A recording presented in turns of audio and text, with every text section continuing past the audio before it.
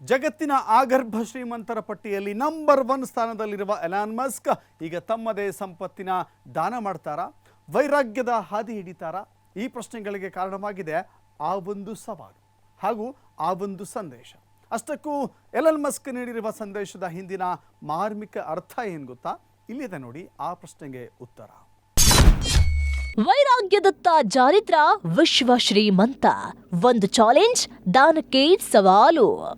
ಮಸ್ಕ್ಗೆ ಹಣ ಅಂದ್ರೇನೆ ಶಕ್ತಿ, ಹಗಲು ಅಂದ್ರೆ ಯಶಸ್ಸು, ರಾತ್ರಿ ಅಂದ್ರೆ ಹೊಸ ಪ್ರಯೋಗ. ಇದೆಲ್ಲದರ ಪ್ರತಿಫಲ ಮಸ್ಕ್ ತಮ್ಮದೇ ಆದ ಕೋಟಿ ಕೋಟಿ ಮೌಲ್ಯದ ಆಸ್ತಿಯ ಸಾಮ್ರಾಜ್ಯವನ್ನ ಕಟ್ಕೊಂಡಿದ್ದಾರೆ.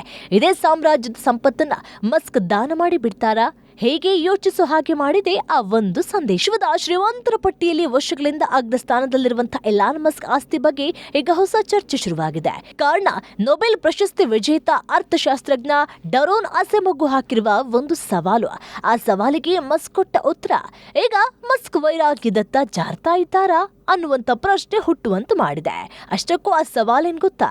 ಹಾಗೆ ಮಸ್ಕ್ ಕೊಟ್ಟ ಉತ್ತರ ಏನು ಅಂದ್ರೆ, ಮಿಸ್ಟರ್ ಎಲಾನ್ ಮಸ್ಕ್ ಅವರೇ, 2036 ವೇಳೆಗೆ ಹಣದ ಅಗತ್ಯವೇ ಇರಲ್ಲ ಅಂತ ನೀವು ಹೇಳುತ್ತಿದ್ರೆ, ಈಗ ನಿಮ್ಮ ಬಳಿ ಇರುವ ಸುಮಾರು $1 ಟ್ರಿಲಿಯನ್ ಆಸ್ತಿಯನ್ನ 2036 ದಾನ ಮಾಡುವ ಪ್ರತಿಜ್ಞೆ ಏಕೆ ಮಾಡಬಾರದು? ಈ ಹಣ ಪಡೆಯುವ ದತ್ತಿ ಸಂಸ್ಥೆಗಳು ನಿಷ್ಪಕ್ಷಪಾತ ಸಂಸ್ಥೆಯ ಮಾನ್ಯತೆ ಪಡೆದ, ನಿಜವಾಗಿಯೂ ಹಣವನ್ನು ಅಗತ್ಯ ಕಾರ್ಯಗಳಿಗೆ ಬಳಸುವಂತ ಮತ್ತು ಯಾವುದೇ ಸೈದ್ಧಾಂತಿಕ ಪಕ್ಷಪಾತವಿಲ್ಲದ ಸಂಸ್ಥೆಗಳಾಗಿರಬೇಕು.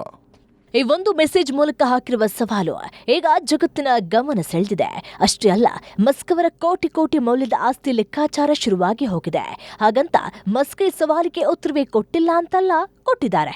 ಹಾಗೆ ಉತ್ತರದ ಮೂಲಕ ಅವರು ವೈರಾಗ್ಯದತ್ತ ಜಾರುವ ಸೂಚನೆಯನ್ನೇ. ಪ್ರಸ್ತುತ ಎಲಾನ್ ಮಸ್ಕ್ ಅವರ ಒಟ್ಟು ಆಸ್ತಿ ಮೌಲ್ಯ ಸುಮಾರು $1 ಟ್ರಿಲಿಯನ್ ಅಮೆರಿಕನ್, ಅಂದ್ರೆ ಭಾರತೀಯ ಕರೆನ್ಸಿಯಲ್ಲಿ ಸುಮಾರು 86 ಲಕ್ಷ ಕೋಟಿ.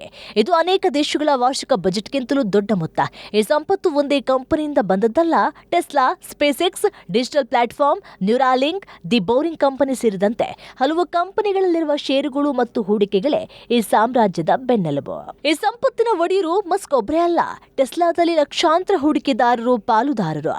ಸ್ಪೇಸ್ ನಲ್ಲಿ ಹಲವು ಜಾಗತಿಕ ಹೂಡಿಕೆ ಸಂಸ್ಥೆಗಳು ಹೂಡಿಕೆಯನ್ನು ಮಾಡಿದೆ. ನ್ಯೂರಾಲಿಂಕ್ ಮತ್ತು ಇತರ ಕಂಪನಿಗಳಲ್ಲೂ ಹೊರಗಿನ ಹೂಡಿಕೆದಾರರಿದ್ದಾರೆ. ಹೀಗಾಗಿ ಮಸ್ಕ್ ಅವರ ವೈಯಕ್ತಿಕ ಆಸ್ತಿ ಅಂದ್ರೆ ಮುಖ್ಯವಾಗಿ ಅವರ ಹೆಸರಿನಲ್ಲಿರುವಂತಹ ಷೇರುಗಳ ಮೌಲ್ಯ. ಅವರು ದಾನ ಮಾಡುವ ನಿರ್ಧಾರ ತೆಗೆದುಕೊಂಡ್ರು 86 ಲಕ್ಷ ಕೋಟಿ ಮೌಲ್ಯದ ಆಸ್ತಿ ದಾನ ಮಾಡುವುದಕ್ಕೆ ಸಾಧ್ಯನೇ ಇಲ್ಲ. ಅಷ್ಟಕ್ಕೂ ಮಸ್ಕ್ ಸಂಪತ್ತಿಗೆ ಸವಾಲು ಹಾಕಲು ಕಾರಣ ಮಸ್ಕ್ ಹೇಳಿರುವ ಈ ಮಾತು. Food, housing, transport, entertainment. Well, if that is so abundant that there's more, that the robots and AI are providing more goods and services than any human could possibly consume, what do you need money for? ಇದೇ ಮಾತನ್ನ ಹಿಡಿದು ಅಸೆಮೊಗ್ಲು Musk ಈಗ ಸವಾಲನ್ನು ಹಾಕಿದ್ದಾರೆ. ಇವರು ಸವಾಲನ್ನು ಹಾಕಿದ್ದಾರೆ, ಅದನ್ನ ಮಸ್ಕ್ ನಿರ್ಲಕ್ಷ್ಯ ಮಾಡಲಿಲ್ಲ. ಬದಲಾಗಿ ಅದಕ್ಕೆ ಉತ್ತರವನ್ನ ಕೊಟ್ಟಿದ್ದಾರೆ. ಆ ಉತ್ತರ ಏನಂದ್ರೆ, ನಾನು ಈ ವಿಷಯದ ಬಗ್ಗೆ ನಿಜವಾಗಿಯೂ ಗಂಭೀರವಾಗಿ ಯೋಚಿಸುತ್ತಿದ್ದೇನೆ. ಮಸ್ಕ್ ಹೇಳಿರುವ ಈ ಒಂದು ಮಾತಿನ ಹಿಂದೆ ಅನೇಕ ಮಾರ್ಮಿಕ ಅರ್ಥ ಇದೆ. ಮಸ್ಕ್ ನಿಜವಾಗಿಯೂ ಆಸ್ತಿಯನ್ನ ದಾನ ಮಾಡ್ತಾರಾ ಅಥವಾ ಮುಂದಿನ ದಿನಗಳಲ್ಲಿ ಇದನ್ನ ಮರೆತೇ ಬಿಡ್ತಾರಾ? ಹಾಗೇನಾದ್ರೂ ದಾನ ಮಾಡಿದ್ದೇ ಆದಲ್ಲಿ ಮಸ್ಕ್ ಇತಿಹಾಸದಲ್ಲಿ ಅತಿ ದೊಡ್ಡ ದೇಣಿಗೆ ನೀಡುವ ವ್ಯಕ್ತಿ ಆಗಬಹುದು. ಸದ್ಯಕ್ಕಂತೂ ಉತ್ತರ ಸಿಗೋದು ಅಸಾಧ್ಯ.